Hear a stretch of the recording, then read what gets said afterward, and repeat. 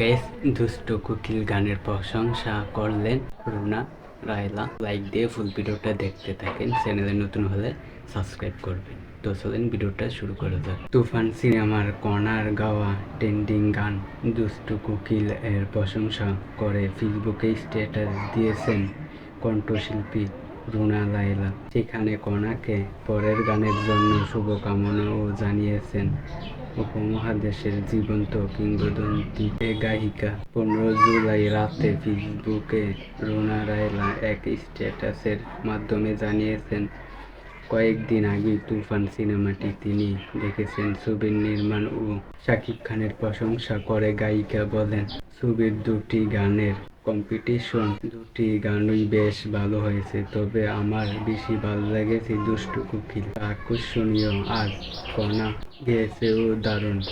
পরের কাজের জন্য ওকে শুভকামনা জানাই। রুনা লায়লার এমন পোস্ট ভীষণ অনুপ্রাণিত হয়েছেন দিলশাদ নাহার কণা।